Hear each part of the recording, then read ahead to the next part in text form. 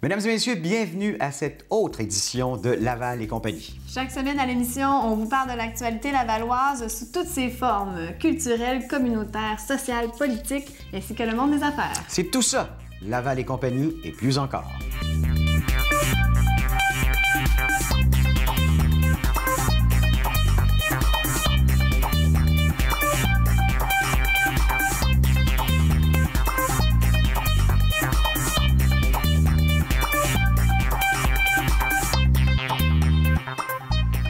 Il est le témoin privilégié de tout ce qui se passe et tout ce qui se brasse à Laval, de l'Écho de Laval, Ghislain Plourde. Bonjour, Ghislain. Bonjour, Éric. Ça a été une grosse semaine pour vous autres. Tout à fait. On a déposé dans les derniers jours le fameux budget tant attendu de la Ville de Laval 2014, un premier budget sous l'ère, la nouvelle ère, celle de Marc Demers. Toutefois, il faut comprendre, évidemment, que la touche du maire et de ses élus formant la majorité, des élus du mouvement lavallois, on va y percevoir une petite couleur, mais disons que le budget... C'est tellement gros, il faut le préparer longtemps. Tout à fait. Donc, ils n'ont vu que les dernières lignes. On peut peut-être présumer qu'un 5 à 10 à 15 % de ce budget-là est de la saveur des nouveaux élus, tandis que le prochain budget, celui de 2015, va véritablement refléter... Oui, leur empreinte à ce moment-là. Oui, tout à fait. Est-ce que les citoyens de Laval ont de quoi sourire? Budget total de 759 millions de dollars pour 2014. Il était de 748 donc en 2013, oui. Une légère augmentation. L'an dernier, on avait annoncé un gel du compte de taxes pour les résidents.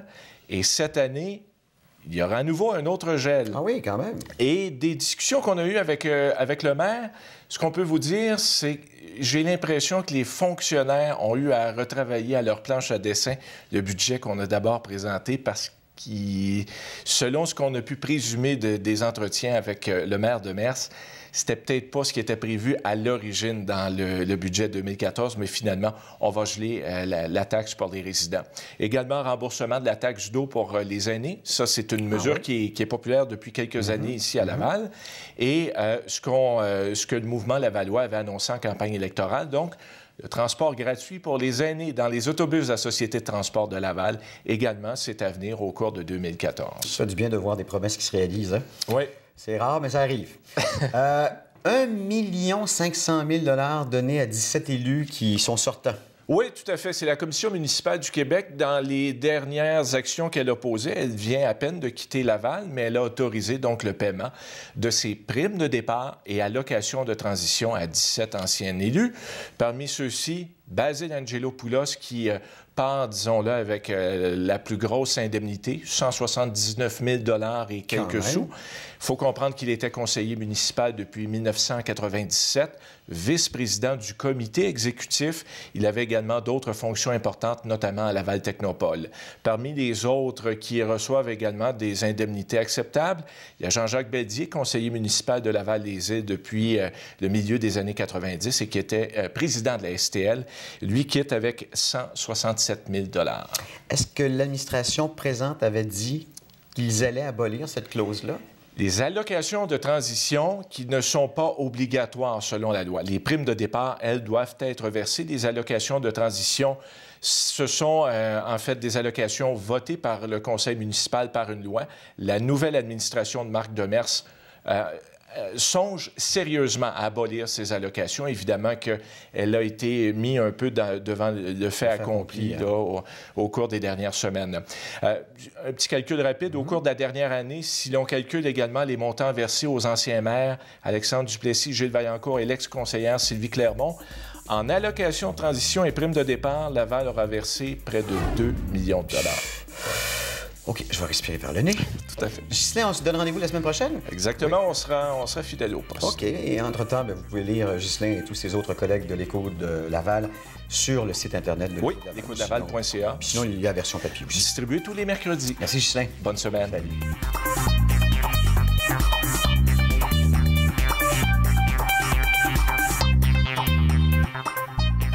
À 450 Sport, cette semaine, la très charmante et ravissante Sarah Bibeau nous fait un survol de l'actualité sportive de Laval. Oui, bonjour, alors on va faire un... Bonjour Amélie. Alors on va faire un beau survol de l'actualité sportive régionale de Laval.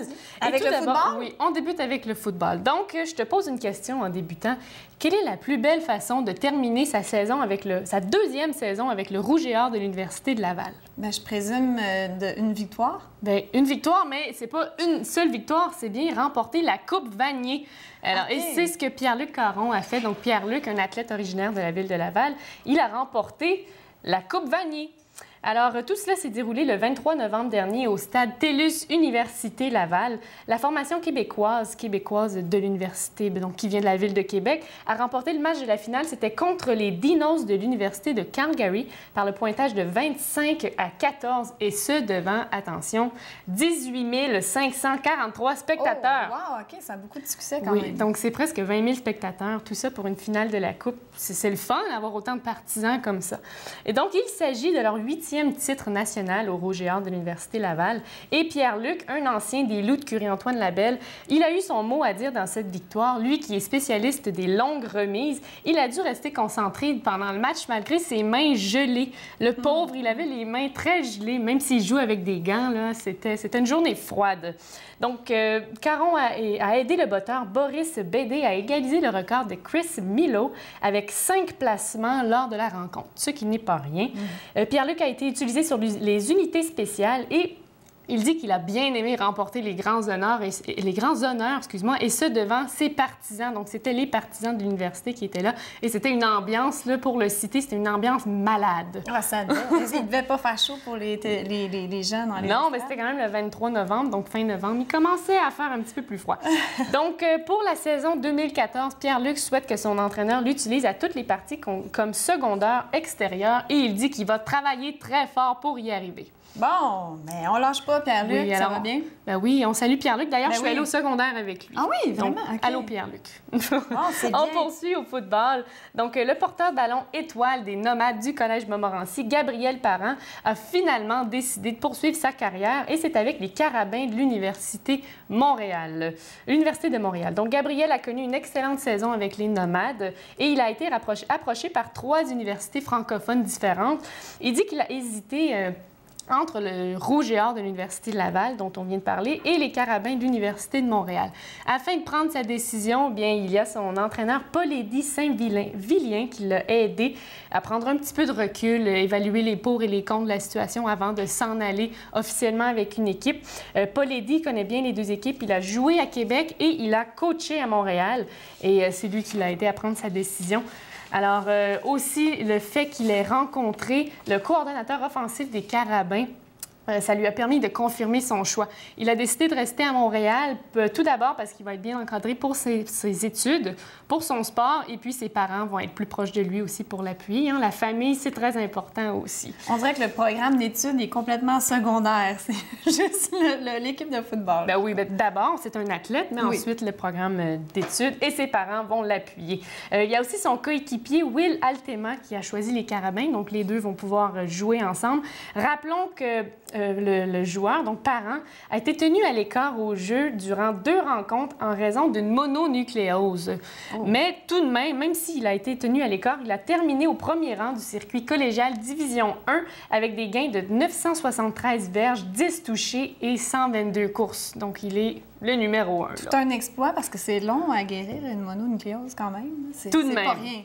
Alors, donc pour le moment, il attend toujours pour obtenir son diplôme d'études collégiales en sciences humaines avant d'entrer à l'université. S'il ne réussit pas à obtenir son diplôme cette année, il va falloir qu'il joue une 3e saison avec l'équipe avant d'aller à l'université. On poursuit en karaté? En karaté, cette fois. Donc, c'est Chanel Aymon. On a trois personnes qui ont remporté des grands titres, dont Chanel Aymon, qui a obtenu une médaille d'or en kata musical et en kata armée musicale dans la catégorie des 15 et 17 ans. Ce qui fait maintenant d'elle une double championne du monde en karaté. Elle, l'athlète de 18 ans, elle est originaire de Champfleury. Elle revenait vraiment de loin, là. Elle qui a passé l'été en béquille due à des fractures des os aux pieds. Donc, une mononucléose au football, une fracture du pied au karaté, ça va bien pour les athlètes lavallois. On poursuit, il y a Alexandre Gravel, lui, qui est âgé de 18 ans. Il rêvait de devenir champion du monde lors de sa dernière compétition dans la catégorie 13-17 ans. Mais tout de même, il a remporté ses 2 premiers combats dans la catégorie des moins de 55 kilos et il a seulement hérité du titre de vice-champion du monde. Mais tout de même, vice-champion du monde, ça se prend bien. C'est clair. Lui, attention, lui n'avait pas les fractures du pied pendant son match en finale et c'est ça justement qui l'a empêché de remporter. Il était atteint d'une amygdalite. Et il était très fiévreux, là. Alors, c'est tout de même un très beau Il a terminé exploit. en 2e place. Vice-champion du monde. Mais pour lui, ça vaut quand même presque une première place, ces beaux exploits. tout à fait. Et chez les plus vieux, on a Benoît Sauvageau, qui est âgé de 57 ans. Lui qui n'a pas réussi à ramener de médaille de la Grèce dans la catégorie 45 ans et plus, mais il a tout de même terminé au 4e rang en kata armé et il s'est affiché en Italie au lieu d'en Grèce. Donc, qu'est-ce qui s'est passé en Italie? Donc, à 3 reprises, il est monté sur le podium au championnat du monde de karaté WKC de Taranto et en Italie, comme je viens de le dire. Donc, les 3 athlètes que je viens de vous parler, ce sont les élèves de Marcelin Quentin et ils font tous partie du groupe karaté sportif de Laval. Les représentants du club ont donc fait honneur à la ville de Laval sur la scène internationale. C'est vraiment des belles expériences pour ces jeunes-là. Wow. Pour les jeunes, mais même pour les plus vieux, parce qu'âgés de 57 ans, oui, c'est ça. Oui. Donc, âgés de 57 ans, Quand même. on est quand même jeune physiquement, Oui, c'est jeune ça. d'esprit, mais c'est des beaux exploits aussi en fin de carrière, peut-être. Ah oui. Donc, on termine avec Bourse. Donc, Sport Laval a officiellement lancé son programme de bourse pour l'année 2014. Pour une deuxième année de suite, ce sera plus de 40 000 qui vont être versés dans 11 différentes catégories. Le financement vient de Opération Nez Rouge Laval Basse-Laurentide ainsi que le programme d'affichage dans les arénas. La période de candidature se termine le 7 mars 2014 et à 16 h, ça va se terminer. Ben, merci beaucoup, Sarah, pour toutes Ça ces m'a fait informations. On se plaisir. retrouve la semaine prochaine. La semaine prochaine. Merci beaucoup.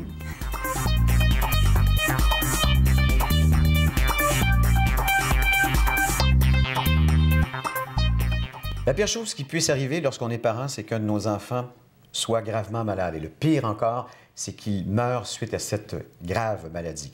Mais depuis 1984, il y a une fondation qui a réalisé quelques 20 000 rêves à travers le Canada, dont 6 500 rien qu'au Québec. Vous connaissez bien sûr cette fondation, c'est la Fondation Rêve d'enfants. Elle est la directrice par intérim de la division Ouest Québec de Fondation Rêve d'enfants, Judith Tontigny. Vous savez que j'adore votre cause, hein? Vous le savez. Le Québec adore votre cause. Merci. Vous êtes en période de levée de fonds en ce moment, donc une campagne de levée de fonds. C'est le temps des fêtes, c'est le temps justement d'être plus généreux un peu. Parlez-nous de cette initiative que vous avez jusqu'au 21 décembre. Oui, en fait, c'est la campagne Le Rêve Automne de la Fondation Rêve d'enfants. Ça a lieu sur 30 jours, donc ça se termine en effet le 21 décembre. En fait, à chaque jour, la Fondation présente un enfant qui est en attente de son rêve. Puis on invite les gens à visiter notre site rêveautomne.ca pour découvrir l'histoire, l'enfant, c'est quoi son rêve. Et en faisant un don, les gens peuvent aider à ce que ce rêve se réalise. Alors, on y va directement en ligne, c'est facile. Directement en ligne, on fait un don directement en ligne, oui, très facile. Ça fait 30 ans, je pense, l'année prochaine, c'est bien Exact, ça, que exact. la Fondation Rêve d'enfants existe. Vous n'êtes pas là depuis les débuts parce que vous êtes encore très jeune. Mais qu'est-ce que vous avez vu comme différence ces dernières années avec la Fondation Rêve d'enfants? Bien, je crois en fait on est de plus en plus connus. Le nombre de rêves réalisés par année augmente aussi depuis nos tout débuts, ce qui est normal aussi. On est en expansion, on a de plus en plus de comités de bénévoles dans toutes les régions pour couvrir tout le territoire. Alors, je dirais que c'est la grosse différence. Là, on continue de grandir et de rayonner de plus en plus. Vous visez 1000 rêves, je pense, hein? Par année, Par oui. année. Oui. C'est beaucoup quand même. Oui, c'est l'équivalent en fait de 1 par jour au Québec. Au Canada, c'est 3 rêves par jour. On est toujours sous l'impression que ces enfants qui ont ces rêves-là, ce sont des rêves extravagants, mais c'est pas vrai, dans le fond. Il y a des petits rêves et des grands rêves aussi. Oui, voilà. En fait, c'est vraiment l'enfant qui décide. Donc, ça y va selon son choix. Ça peut être des choses plus simples, comme peut-être plus extravagantes, mais en fait, c'est vraiment l'idée de l'enfant. Donc, les enfants aussi ont beaucoup d'imaginaire. Donc, Oui, c'est vrai. ça peut être vraiment toutes sortes de choses. Des croisières Disney, à la Walt Disney pour rencontrer un personnage préféré, rencontrer des célébrités qu'ils aiment beaucoup, que ce soit des athlètes sportifs ou des célébrités comme des chanteurs, chanteuses, tout ça. Ça peut être nager avec les dauphins. Il y a vraiment décorer leur chambre. Des fois, tout simplement, ça leur fait grandement plaisir aussi. Est-ce qu'il y a des rêves qui sont irréalisables? Est-ce que ça arrive? Irréalisable, À moins que ce soit quelque chose qui sort de nos critères, puis sinon, non. En fait, tout ce que l'enfant désire, c'est possible. C'est ça. Et dites-moi, on a toujours l'impression que ce sont des enfants en phase terminale d'une maladie, mais il y en a de ces enfants-là qui survivent après avoir eu un rêve. Oui, de plus en plus, même, je dirais, avec l'évolution de la médecine et tout ça, c'est vraiment de plus en plus rare que l'enfant va décéder, là, je dirais. Ce qui est une très, très bonne nouvelle. Oui, alors, en effet, c'est ça. Ce n'est pas seulement des enfants qui sont en phase terminale, c'est vraiment des enfants qui sont atteints d'une maladie qui pourrait menacer leur vie. Est-ce que c'est vous qui les choisissez, ces enfants-là, ou on suggère leur nom à la Fondation? On suggère leur nom. En fait, souvent, les intervenants de la santé vont leur parler de nous. Sinon, ça peut être quelqu'un dans l'entourage qui va leur parler de nous. Donc, le parent téléphone simplement à la Fondation. Le rêve le plus grand qu'ont ces enfants-là et ces parents, c'est de retrouver la santé. Quelquefois, vous ne pouvez pas exaucer ce rêve-là. Mais quelles sont les vertus thérapeutiques d'avoir réalisé un rêve dans sa vie d'un jeune enfant qui est atteint d'une maladie? En fait, c'est que le rêve, toute l'anticipation, ça leur apporte beaucoup d'espoir puis de courage. Ça les aide à passer à travers les défis au quotidien.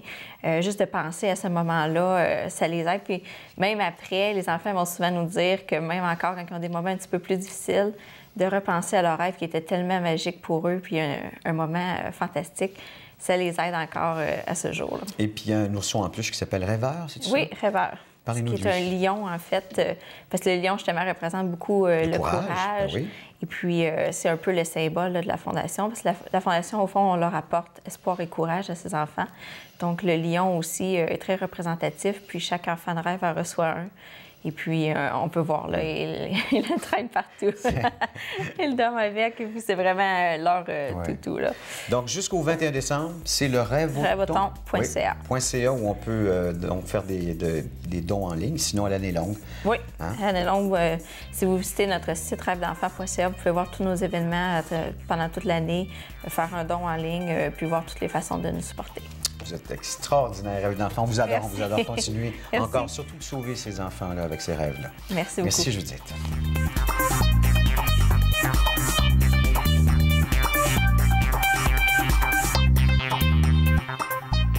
C'est une compagnie qui a pignon sur rue à Laval. C'est un important joueur en cosmétologie et en cosméceutique à travers le monde. Elle est la directrice recherche-développement stratégique pour ici la division donc québécoise de cette compagnie. Elle est du groupe Cosméderm de Valéan. C'est ça? Est-ce que je me trompe là? Oui, c'est pas mal ça. Donc, Isabelle Valéan. Villeneuve.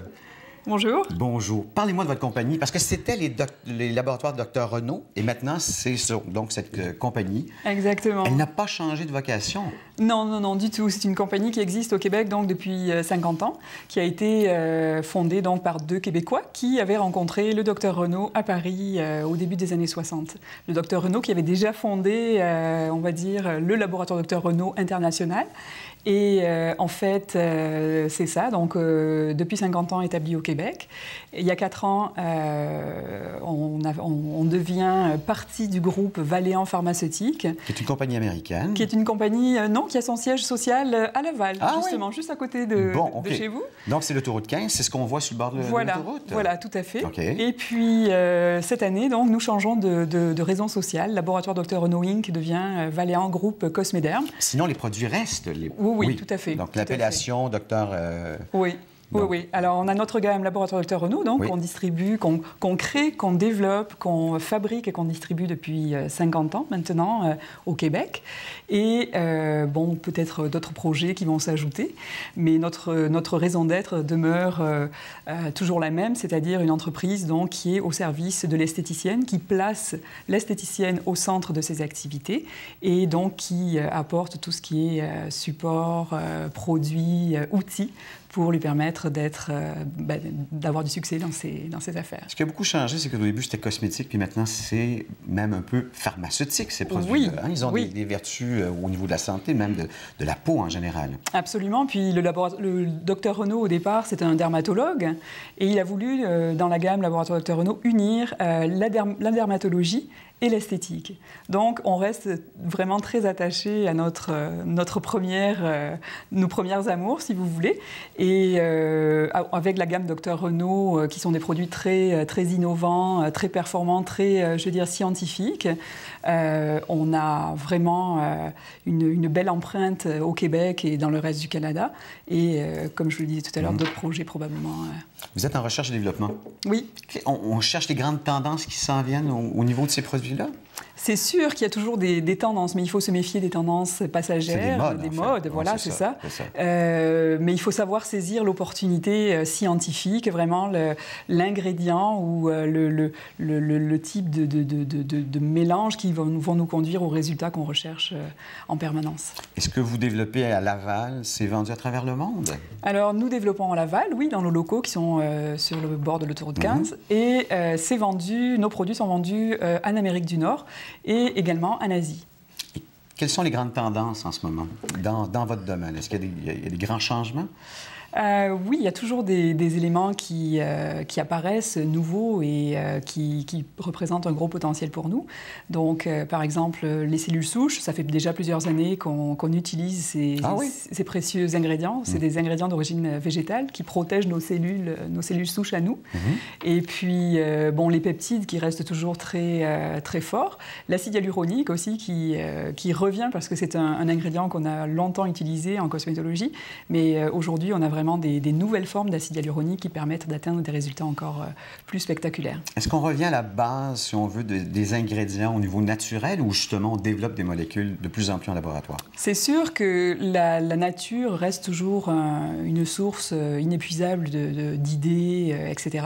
Donc, ce qui se fait beaucoup aujourd'hui, c'est d'aller chercher des ingrédients naturels qu'on connaît déjà ou des ingrédients qui sont plus mystérieux, on va dire, mais de les transformer, par exemple, avec de la chimie verte, donc une chimie qui est vraiment propre pour l'environnement et qui n'a aucun impact sur l'individu, les transformer pour en faire des molécules beaucoup plus pointues, beaucoup plus actives, etc. Donc, vous êtes dans un créneau où, justement, c'est important, puisque la population n'a jamais autant vieilli, et longtemps, en fait, a pu vivre aussi longtemps.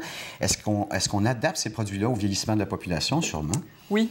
Absolument. Puis les besoins évoluent aussi, les besoins de la population, je dirais les préoccupations des femmes également changent. Donc, on reste vraiment très, très près de ces éléments-là pour être sûr que nos produits vont aller parfaitement s'adapter à ces demandes. On l'oublie trop souvent, mais la peau, c'est l'organe le plus grand du corps humain. Est-ce que c'est celui qu'on néglige le plus souvent? Ben, je vous dirais que c'est vrai qu'aujourd'hui, c'est pas tout le monde qui prend soin de sa peau de la façon correcte. Il y a beaucoup de choses sur le marché, mais les gens sont vraiment perdus, si on peut dire. Tout le monde veut essayer la dernière nouveauté, etc. Mais en réalité, ce qui est important, c'est de rester centré sur ses besoins, sur ses préoccupations. Et l'esthéticienne aide vraiment le consommateur à rester donc à ce niveau-là et à utiliser les bons produits de la bonne façon pour des résultats. Si c'est cher, c'est nécessairement bon, non? Hein? Non, pas forcément. Justement, parce que souvent, on a l'impression que c'est un peu du rêve qu'on achète dans certaines crèmes. Oui, absolument. Dans certains sérums. Absolument, oui. Votre gamme de produits, elle est abordable quand même? Elle reste très abordable, mais c'est une gamme de très grande qualité, avec des ingrédients très pointus, des résultats, de la performance. Donc, pas des résultats dans 6 mois, 1 an, etc. Des résultats visibles immédiatement et des résultats également à moyen terme, parce qu'il y a des choses qu'on ne peut pas changer du jour au lendemain. Mais si on suit les recommandations de l'esthéticienne, on aura des résultats et on n'aura pas jeté son argent par les fenêtres. Et vous êtes ici à Laval pour encore bien des années. Oh oui, ça, c'est la bonne c'est ça. On vient d'écrire 50 ans d'histoire, mais on commence à écrire les prochaines pages des 50 prochaines années. C'est merveilleux. Ben, c'était Isabelle Villeneuve. Et puis, si vous voulez avoir d'autres détails, ldrenault.com, donc le site Internet pour avoir justement tous les détails et tous les produits. Absolument. Merci Isabelle. Merci Éric.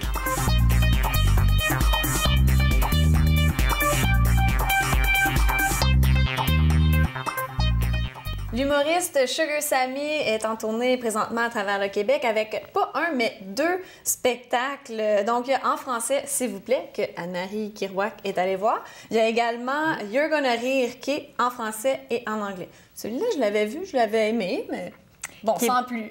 Qui est essentiellement le même spectacle, ou presque, sauf avec, comme le titre l'indique, une moitié en anglais, une moitié en français. Exactement. Si tu parles les deux langues, mais c'est pas plus dérangeant qu'il faut, évidemment. Non, c'est ça. Il faut quand même maîtriser l'anglais pour comprendre l'humour en anglais. Mais moi, je suis allée voir En français, s'il vous plaît, qui est son premier spectacle complet en français à Sugar Sammy, qu'on connaît maintenant depuis quand même quelques années. Mais lui qui a commencé sa carrière il y a quand même plus longtemps, on en parle souvent, surtout à l'international. Lui qui parle 4 langues, français, anglais, punjabi. Anglophone, c'est ça. Oui, anglophone, mais aussi dans les langues indiennes, lui d'origine indienne. Mais c'est un Montréalais qui est né dans la Côte-des-Neiges. Et bon, là, depuis quelques années, il se fait connaître à Montréal et aussi au Québec, ailleurs qu'à Montréal, avec ce spectacle-là, En français, s'il vous plaît. Moi, je l'ai vu à Montréal, à l'Olympia. Il vient de venir à Laval. Il était le 1er décembre au Théâtre Marcelin-Champagnat. Il sera de retour, évidemment, je vous en parle, parce qu'il sera de retour en 2014 pour des supplémentaires, un spectacle qui fonctionne vraiment beaucoup. Et on le sent déjà, dès qu'on entre dans la salle, que le public est presque déjà vendu d'avance. C'est quelque chose de très aimé. Mais j'ai rarement vu ça. En fait, l'électricité qu'il y avait dans la salle, c'est sûr qu'il met le paquet pour mettre de l'ambiance. Parce que quand on entre dans la salle, il y a un DJ qui est sur scène. C'est comme si on rentrait dans un club. Là. Vraiment, il y a un DJ, grosse musique de danse.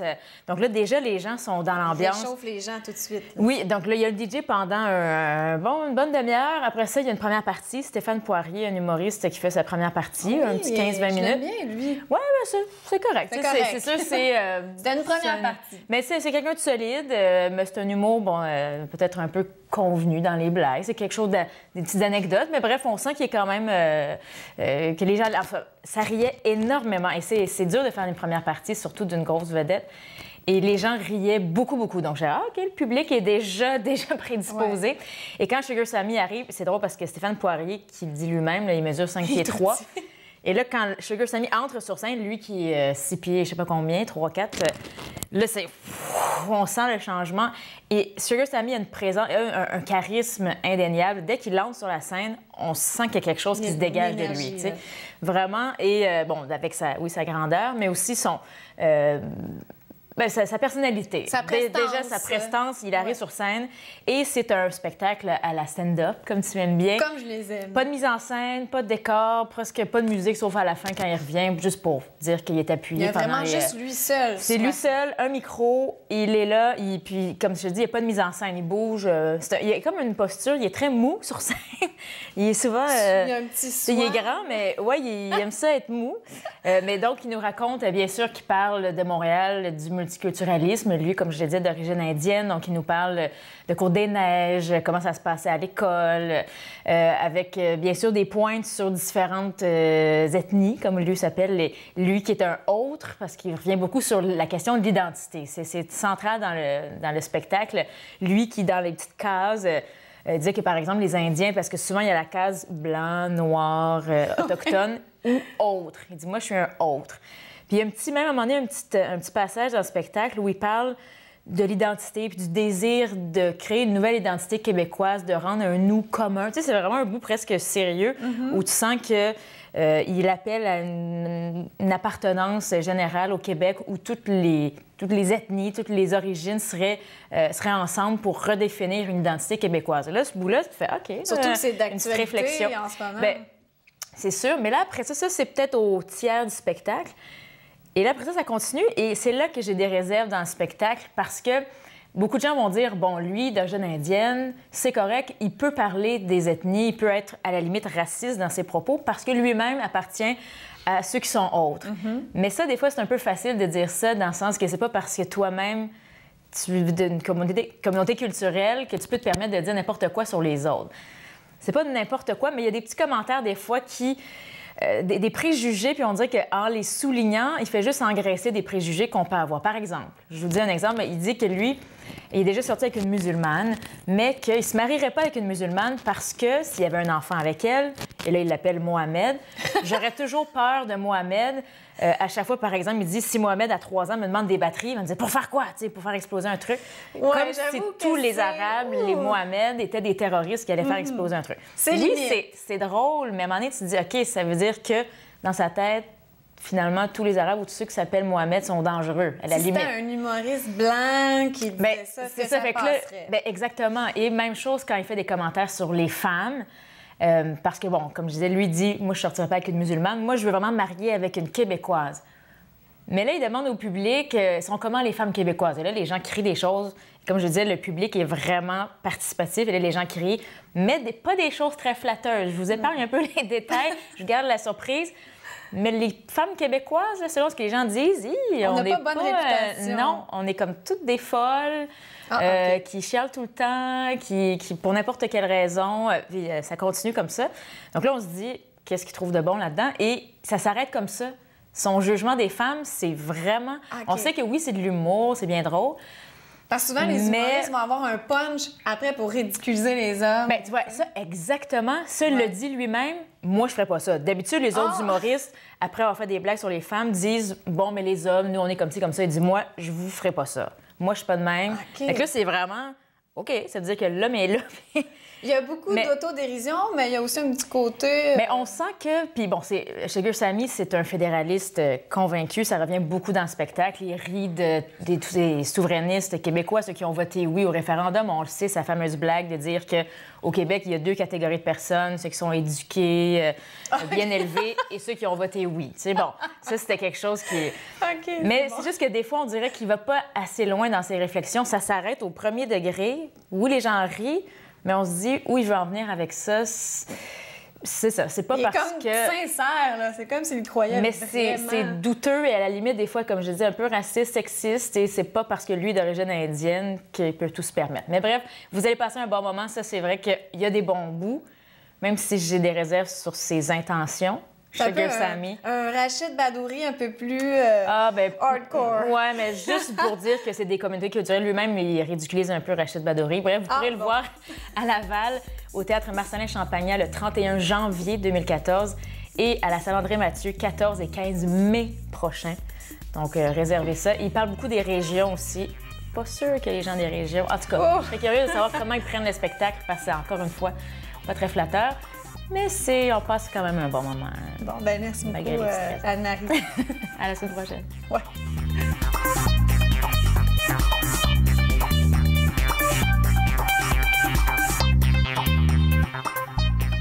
À ma chronique communautaire cette semaine, j'ai le bonheur de recevoir Guylaine Archambault. Elle est directrice générale du musée Armand Frappier.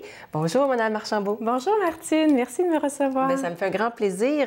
Le musée Armand Frappier est justement un musée pour faire découvrir aux jeunes, relativiser les sciences au niveau de la vie et faire découvrir plein de choses. Oui. C'est bien ça? Oui, sa mission, c'est de favoriser la compréhension des enjeux scientifiques liés à la santé humaine. Et pour ce faire, on propose des activités éducatives aux gens de tous âges. Pas juste les enfants? Non, les voilà. Adultes. Les adultes, les enfants, les aînés. Et c'est pas la science pour la science. C'est vraiment la science pour nous aider à découvrir notre quotidien. Alors, ben, par exemple, on se dit, il y a de la recherche sur les cellules souches, il y a des OGM, il y a de la procréation assistée. Et comment donc poser un regard éclairé sur tous ces enjeux-là si on ne connaît pas l'abécédaire de ces mots-là? Alors, on outille les visiteurs pour ensuite aussi les amener à adopter de saines habitudes de vie. Alors, quand on sait ce qui est bon pour nous, ensuite, c'est plus facile de le mettre en œuvre. Alors, d'avoir une saine alimentation, faire de l'exercice, choisir d'avoir un vaccin ou non, etc. Donc, et une visite chez vous, on peut dire c'est combien de temps à peu près? Alors, ça dépend. En normal, avec, par exemple, ce dont je viens vous parler aujourd'hui, les samedis au labo, et puis notre activité de Noël, c'est 2 heures. Okay. Alors, visite d'exposition et aussi atelier éducatif. Alors, vous avez une très belle programmation des fêtes, mais justement, vous le disiez tout à l'heure, on va parler des samedis au labo pour les 5 à 8 ans. Voilà. Alors, c'est une programmation qui a été établie 4 ans environ et ça fait vraiment fureur. Alors, les petits de 5 à 8 ans et leurs parents viennent chez nous tous les samedis en matinée et en après-midi. Cette saison, donc, il y a encore 4 samedis de disponibles d'ici les fêtes. Donc, c'est le monde des microbes. Oh. Alors, les jeunes miment les microbes, ils les regardent au microscope et ils participent même à un jeu de micro-twister avec leurs parents. Alors, c'est pas seulement les pastilles de couleur, il y a un niveau de difficulté supplémentaire qui s'ajoute. Les jeunes doivent repérer les microbes qu'ils ont appris parce que microbes, c'est une grande bannière. Hein, c'est ça. Comme quand on va au zoo, il y a beaucoup d'animaux et donc il y a les éléphants, les girafes, etc. Dans le monde des microbes, c'est la même chose. Donc, ça fait 4 ans que vous présentez ce programme-là? Voilà, mais à chaque saison, il y a une programmation différente et après les fêtes, à compter du 25 janvier, samedi le 25 janvier, ce ce sera les vilains microbes. Alors là, au laboratoire, on fait une simulation. Comment est-ce que les microbes se transmettent? On fait un atelier aussi de décontamination, une antibiogramme. Ici, on utilise des antibiotiques. Pas de microbes pathogènes ou muséum frappés, bien sûr. Là, ne soyez pas inquiets, ni agents dangereux. Et puis aussi, on explore aussi les microbes qu'on ne veut pas dans notre assiette dans cette saison-là. Alors, c'est de janvier à mai, tous les samedis. Et comment vous faites pour trouver un thème exactement? Bien, alors, c'est ça. Cette année, notre thématique pour toutes nos activités, c'est la science dans votre assiette. Et donc, notre activité du temps des fêtes boucle la boucle. Et l'année prochaine, le musée va fêter ses 20 ans déjà. Oui. Alors, on va aborder les enjeux d'aujourd'hui et demain dans les sciences de la vie. Alors, avec les petits, on va regarder les super microbes. Et avec les plus vieux, on va parler de médecine personnalisée. Wow. Alors, si on connaît l'ADN, est-ce qu'on peut prévenir, mieux guérir des maladies? C'est ce qu'on va décrypter avec les adolescents. Alors, on va chez vous une fois, mais on y retourne plusieurs fois. Oui. Et justement, là, on va en parler de la programmation du temps des fêtes parce que vous êtes ouvert entre Noël et Jour de l'An, voilà. 27, 28 et 29 décembre. Alors, 27, 28, ça, c'est la programmation des fêtes. Le 29, c'est un dimanche, c'est spécial, c'est le dernier samedi au labo de la saison. Donc, 27, 28 décembre et 3 et 4 janvier. 4 jours pour notre programmation des fêtes. Et qu'est-ce qu'on peut retrouver dans cette belle programmation des fêtes-là? Alors voilà, donc c'est une énigme. Ça s'adresse aux familles avec de jeunes enfants, entre autres les 5 à 8 ans, encore une fois. Et donc, il y aura pour débuter un conte de Noël. Alors, il y a le Père Noël qui aura oublié de distribuer des cadeaux dans tout un quartier de la ville. Oh non. Alors là, il faut résoudre l'énigme, il faut aider au Père Noël et on se demande si ce ne serait pas ce qu'il mange qui causerait les pertes de mémoire au Père Noël. Alors on va revisiter son alimentation. Exactement. Alors, est-ce que le biscuit qu'on lui donne à chaque maisonnée, est-ce que ça contribuerait pas à des pertes de mémoire? Alors, c'est l'énigme que devront résoudre les enfants. Ils auront aussi l'occasion de mesurer les sucres dans différents breuvages qu'ils consomment tout au long de l'année. Et parce qu'on veut mettre les sucres le plus possible de côté, les mauvais sucres dans notre alimentation, les jeunes pourront faire de la cuisine moléculaire, alors faire un dessert à base de chocolat noir, qui est tout à fait santé, antioxydant.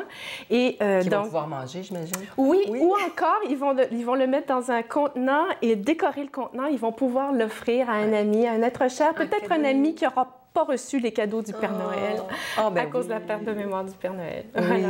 Donc oui, alors vraiment une programmation spéciale pour Noël qui apporte un petit peu de magie, mais en même temps qui fait découvrir aux jeunes de nouvelles connaissances. Dans ces activités-là, c'est gratuit ou il y a des frais? Il y a des frais. Alors pour les enfants, c'est 9,25 et pour les parents, c'est 11,25. Donc à peu près 21 $ pour un duo parent-enfant.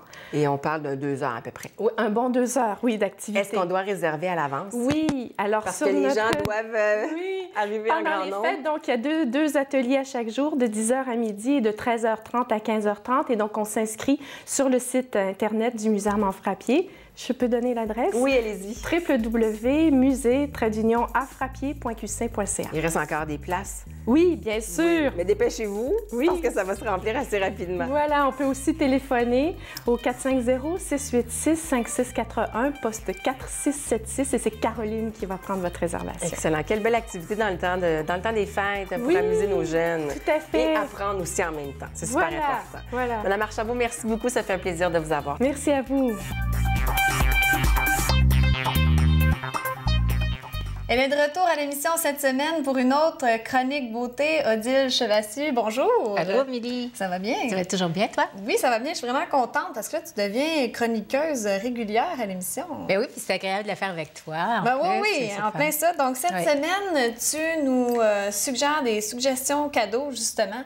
De Noël. À offrir pour Noël, oui. Bien oui, le temps des fêtes, on en profite. Il y a tellement de belles choses. Je trouve ça tellement beau, ça. Oui. Mais premièrement, notre propre maquillage, c'est le temps d'en mettre. On ne veut pas ressembler au sapin de Noël, il ne faut pas s'y méprendre, mais c'est le fun d'en rajouter, de mettre du brillant, d'aller un petit peu plus extravagant aussi. Regarde, je vais te montrer mes ongles.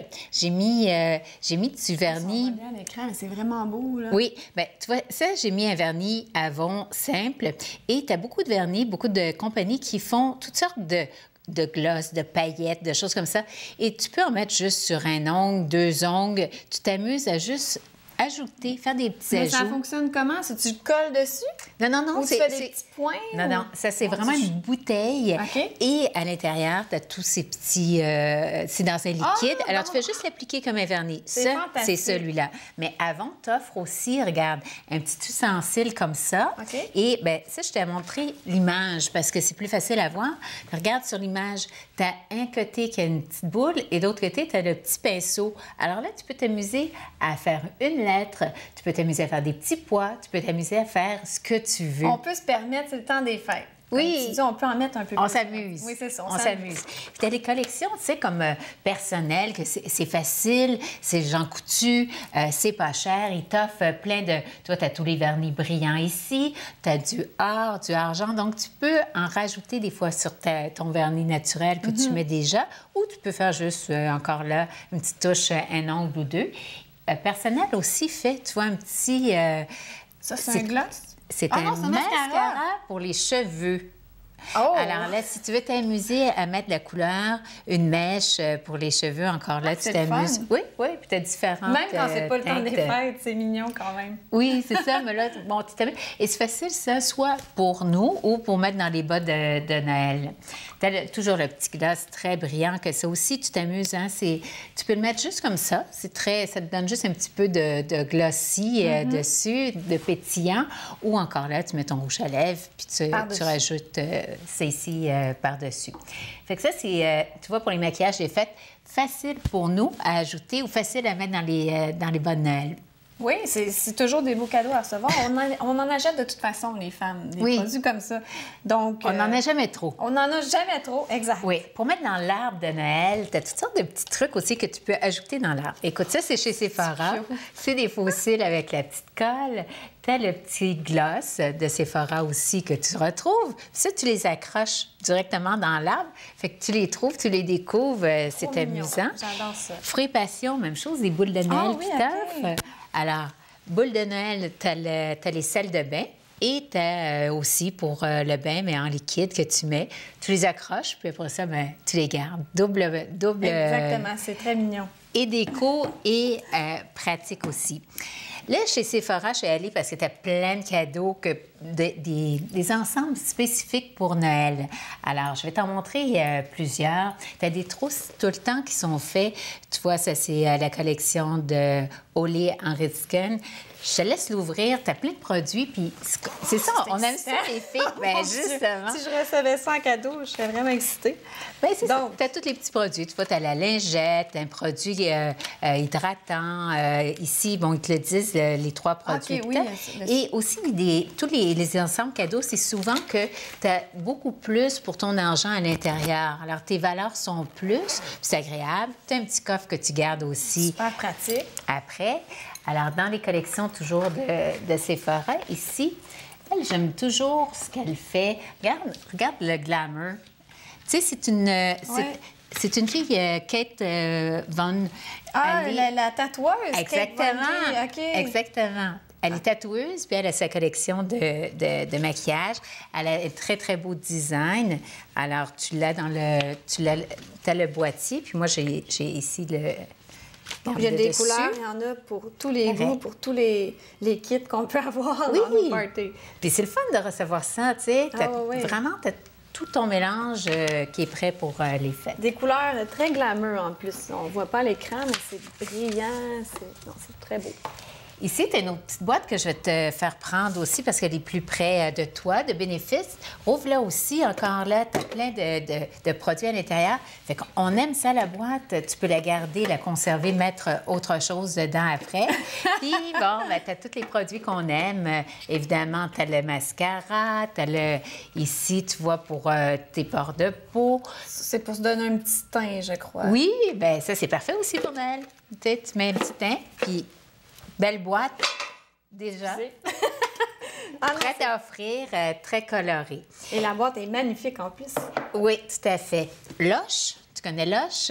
Non. Il y a une boutique au Carrefour Laval. Ah, OK. Lush, c'est des produits qui sont faits main. Attends, on va la mettre ici pour faire de dégâts. Alors, c'est tous des produits... Tu connais pas Lush, mais je vais te le faire découvrir. Ça manque à ma culture. Alors, regarde. Lush, c'est fait toujours à la main. Tu as toujours la photo de la personne qui fait chaque produit. Ah, ouais. Fait que tu sais que celui-ci, c'était fait par Lisa. Ah, alors Lisa, elle a fait le boîtier. Et c'est tous des produits, regarde, c'est amusant, ça sent bon. Même, je vais te laisser fouiller dedans, tu sais. C'est un savon, ça? Oui, c'est des bulles de bain. Ça, c'est artisanal. Oui, c'est toutes des bulles de bain. Je te mettrai pas... Oui, je vais te la refermer. Tiens, tu peux montrer les produits comme ça. C'est Noël! Mais oui, mais c'est Noël. Regarde les produits. Puis, en arrière, ici, dessous la boîte, tu as vraiment la description de tous tes produits. Alors, tu vois, tu as le bonhomme de neige, tu as le baguette magique, tu as le petit bonhomme ici qui est écrasé, la petite bombe de bain. Alors, tu as tous les produits, encore là, comme je te dis, fait à la main. Et puis, c'est tout déjà dans la boîte. Et ça sent très bon et réutilisable. Effectivement, ça sent très bon. Oui, utilisable plusieurs fois. Tu as Fresh ici. Fresh, tu vois, des petits ensembles. C'est parce que je te montre des ensembles à plusieurs prix, plusieurs grosseurs, plusieurs budgets. Évidemment, on n'a pas tous le même budget. Regarde, c'est pas cher. C'est 28 $, ça vaut 31 $. Une belle petite collection qu'on retrouve chez Sephora encore là.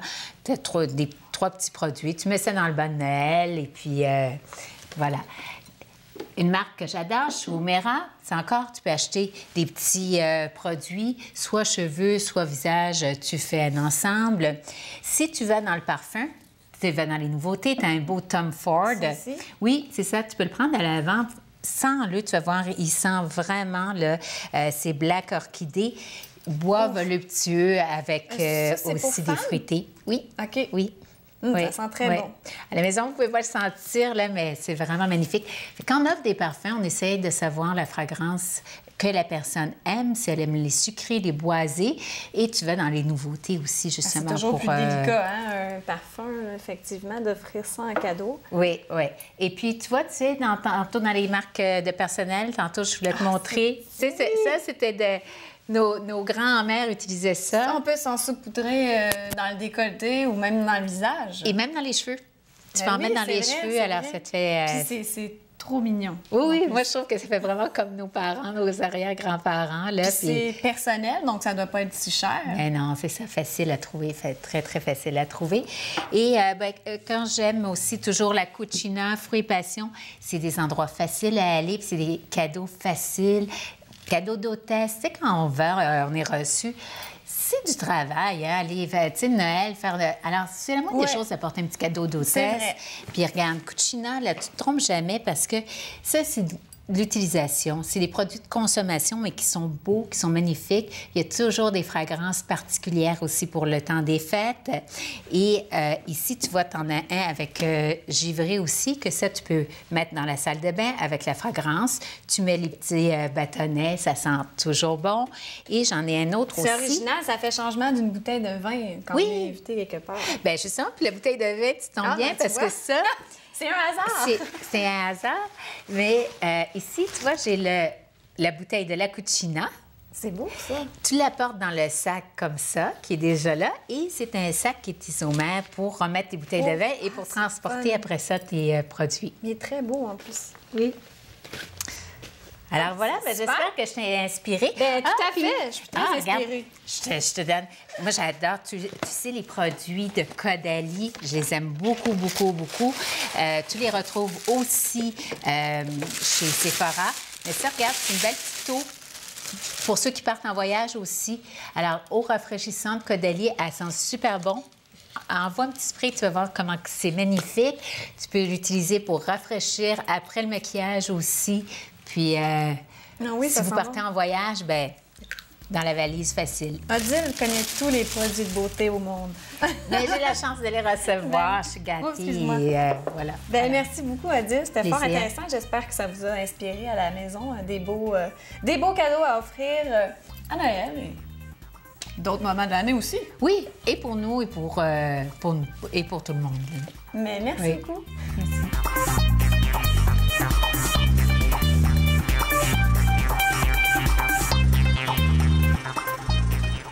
Aujourd'hui, avec Nicolas Vincent Poirier, on fait une chronique cinéma assez spéciale. On parle d'un film qui est tellement, mais tellement mauvais qu'il est considéré comme un des pires films de tous les temps. Et j'ai nommé The Room, sorti en 2003, et qui est devenu ni plus ni moins un film culte. Tout à fait. On l'appelle le Citizen Kane des mauvais films. Et Citizen Kane, c'est pas compliqué, c'est considéré par plusieurs comme le meilleur film de tous les temps. Et justement, bon, des films mauvais, il y en a beaucoup et ça a sa raison d'être. Pour ceux qui sont abonnés à Netflix, évidemment, Netflix ne peuvent pas acheter continuellement des gros blockbusters hollywoodiens. Donc, souvent, dans toutes les nouveautés, ils nous proposent plein de films de navets à petit budget. Ça a sa raison d'être, comme le dimanche après-midi à la télé, souvent, c'est ce genre de films-là qui nous présentent parce que, bon, ça coûte pas cher et avec la pub, c'est facile de rentrer dans leur argent. Mais The Room, c'est spécial. C'est pas juste un mauvais film. C'est tellement mauvais que c'en est excellent. C'est ça, exactement. Je suis allée voir la bande-annonce parce que j'avais jamais vu ça et je me suis dit, mon Dieu, c'est impossible, c'est trop nul. Nicolas veut pas vraiment faire une chronique là-dessus. Le scénario avait l'air nul, les acteurs sont absolument... poche, c'est le mot, là. C'est poche. C'est pas bon. Et pour ceux qui ne sauraient pas qu'est-ce que c'est The Room, c'est pas compliqué, c'est un triangle amoureux. C'est l'histoire d'un homme qui est interprété par Tommy Wiseau, qui a écrit, réalisé, produit et qui interprète le rôle principal là-dedans. Alors, lui, il est en amour avec sa femme et il le dit comme un peu trop de fois dans le film, puis ça en devient ridicule à un moment donné. Eh bien, sa femme, de son côté, elle l'aime pas vraiment. Elle a une aventure avec son meilleur ami. Et il répète souvent aussi que Mark, c'est son meilleur ami. C'est ça. C'est ça. Il y a des scènes, souvent, les dialogues se répètent. Ils se répètent. Je pense qu'il dit 7-8 fois dans le film. Le personnage que Tommy Wiseau interprète, il regarde son ami Mark, puis il dit « Ah, Mark, t'es mon meilleur ami. » Puis après ça, il y a une shot d'eux en train de jouer au football dehors, puis en train de rire, puis là, il répète la même chose. « Ah, Mark, t'es mon meilleur ami. » C'est tellement quétaine. Et là, on peut se demander, bien, comment ça se fait que ce film-là, qui est très mauvais, comment, premièrement, c'est devenu un film culte et comment ça a pu se faire? Parce que le film a coûté 6 millions de dollars à faire. À le voir, on dirait un film qui a coûté 1 000 $. Oui, c'est ça. C'est pas... Ben, tu sais, le film a coûté cher, bon, entre autres parce que Tommy Wiseau, c'était son premier film. À la base, c'était une pièce de théâtre qu'il voulait faire. Après ça, il s'est dit, oh non, ça va être un roman. Personne voulait de son roman, donc il s'est dit, ben tiens, pourquoi pas faire un film avec? Il a ramassé lui-même les 6 millions de dollars. Comment? Bien, c'est assez controversé. Lui, ce qu'il dit, c'est qu'il a importé des manteaux de cuir de la Corée. Ah, tu sais, bon, il est vraiment motivé. C'est quand même 6 millions. C'est pas 10 000 $ pour un petit projet. C'est 6 millions. De la manière qu'il en parle, c'est facile de ramasser cet argent-là. Et même le personnage de Tommy Wiseau, on sait pas trop. On sait même pas où est-ce qu'il est né, quand il est né. Il est né entre 1955 et 69.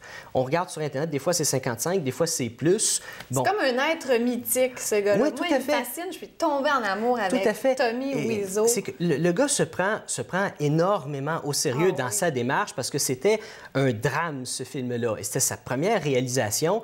Donc, lui, au début, il ne savait pas trop est-ce qu'il filme avec de la pellicule ou avec du numérique. C'est pas cassé la tête. Il a acheté les deux caméras, puis il l'a fait simultanément avec les deux. Il a acheté même les caméras. C'est ça, il a acheté les caméras. Et lui, il a dit que, bon, pour les acteurs, il y a eu des milliers d'auditions pour trouver les acteurs, mais bon, en réalité, c'est pas vraiment ça qui est arrivé. Il a pris la voisine, puis sa sœur, probablement. Bien, ce qui est arrivé, c'est qu'il avait engagé quelqu'un comme producteur exécutif. Et finalement, l'acteur qui jouait le rôle de Mark, son meilleur ami dans le film, finalement, il a dit non, ça me tente plus. Il a débarqué du projet. Donc, Tommy était comme un peu pogné. Qu'est-ce que je fais? Bien, il était voir le gars qui a engagé comme producteur exécutif, qui n'avait aucune expérience comme acteur, puis il a dit, tentes-tu d'avoir le rôle de mon meilleur ami dans le film? Je crois que c'était un mannequin. C'est ça, mais tu sais... Calvin Klein ou quelque chose comme ça. Tu sais, un beau gars, c'était pas un imbécile. Non, mais tu sais, ça n'a comme pas de sens. Tu investis 6 millions, puis un rôle secondaire très important s'en va, puis tu prends le gars nowhere qui n'a pas d'expérience. C'est quand même assez étrange. Mais il n'y a personne qui est acteur dans ce film-là. Si on regarde leur filmographie, ils ont tous joué dans quelques films, mais c'est rien de très, très sérieux. Et il n'y a personne qui a vraiment beaucoup de talent en tant qu'acteur dans le film. Et c'est ce qui fait la magie du film aussi. C'est des scènes sérieuses. Ils essaient d'agir le plus sérieusement possible, avec des dialogues qui n'ont absolument aucun sens. avec ça des acteurs qui l'ont pas du tout. C'est tellement... c'est délicieux. C'est délicieux, c'est ça. Moi, quand je l'ai vu, écoute, il était 2 heures du matin, j'étais chez un de mes amis, on était fatigués, puis là, bon, on tombe là-dessus. Bon, on va écouter les 5 premières minutes. Non, on l'a écouté au complet. C'est un film à voir entre amis. C'est tellement drôle. Et justement, c'est devenu un film culte au cinéma. Tommy, bon, qui a investi son 6 millions dans le film. Bon, je vois pas où est-ce qu'il a été le 6 millions, mais bon... Quand le film est sorti au cinéma, bon, ça n'a pas vraiment marché. Les gens voulaient se faire rembourser.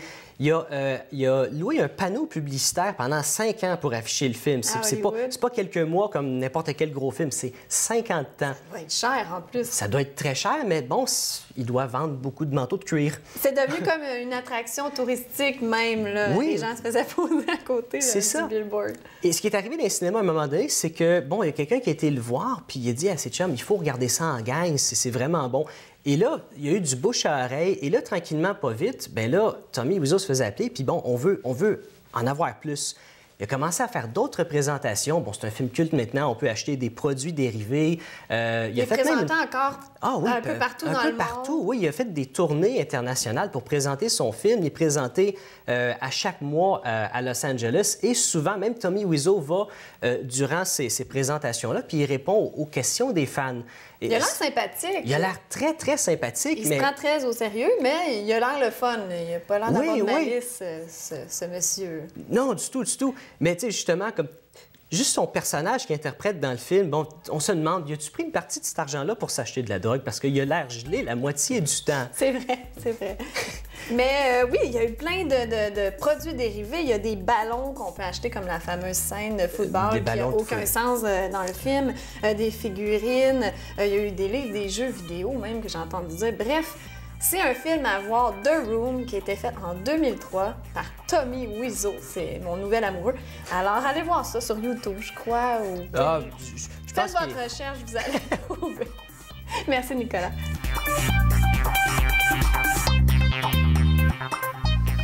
Avant de terminer cette émission, j'aimerais vous souligner que c'est encore la campagne des paniers de Noël qui a lieu jusqu'au 21 décembre prochain. C'est organisé, entre autres, par le Centre de bénévolat et Moisson Laval. On a besoin de vos denrées non périssables. Et faites pas juste donner des boîtes de macédoine, ça c'est pas bon, ça c'est pas bon. Faut que vous donniez quelque chose que vous aimeriez manger vous-même. Faites le tour, prenez quelques objets comme ça et donc vous allez pouvoir éventuellement aider. Vous savez qu'il y a 1800 familles qui vont profiter de ces paniers de Noël, donc de denrées non périssables grâce à vous. Je vous donne le numéro de téléphone. Vous pouvez appeler justement pour qu'ils viennent chercher ces denrées non périssables. C'est le 450-681-6164. Alors, 450-681-6164. Soyez généreux. Pensez à ces gens qui n'ont peut-être pas la chance d'avoir ce que vous avez. En terminant, vous savez que vous pouvez communiquer de différentes façons avec notre émission, entre autres. Oui, par téléphone au 450-973-8005, par courriel à info@tvfl.ca ou tout simplement sur la page Facebook de Laval et compagnie. Et puis, on va en profiter pour saluer tous nos invités, les remercier, ceux qui sont venus ici en studio, entre autres, Judith Dontigny de Rêve d'enfant. Il y avait aussi Isabelle Villeneuve de Vallée en groupe Cosméderme. Tous nos chroniqueurs. Oui, nos chroniqueurs, Ghislain Plourde, Sarah Bibeau, Anne-Marie Kirouac, Odile Chevassu et Nicolas Vincent Poirier. T'es sur le bord du faux rire, toi. Hein? Oui, je sais ça. Durant toute l'émission, ça a été comme ça. C'est la neige, je pense que c'est ça que ça fait. Alors, Manon Lemieux, merci pour la recherche et la coordination, de même que notre maquilleuse Fanny, nos caméramans Daniel et Pascal, puis j'en ai oublié un autre qui s'appelle comment? Marc, c'est fait, on le sait maintenant. Alain Huppé, bien sûr, pour la réalisation de cette émission. Les fêtes s'en viennent. Je pense que c'est ça, les On est fatigué, peut-être. Ben, peut-être, oui. Donc là, on a comme, on compense. C'est ça. On est sur le radar, on a plus d'énergie. Je sais pas. La bonne nouvelle, c'est que c'est les vacances très bientôt. On va en profiter. Oui. Et en terminant, n'oubliez pas qu'une ville, peu importe sa taille, ce qui la rend vibrante et vivante, sont ceux qui l'habitent, s'en occupent, mais surtout s'en préoccupent. Je vous souhaite une bonne semaine. À la semaine prochaine pour un autre Laval et compagnie. Bye, Amélie. Merci. Bye, tout le monde.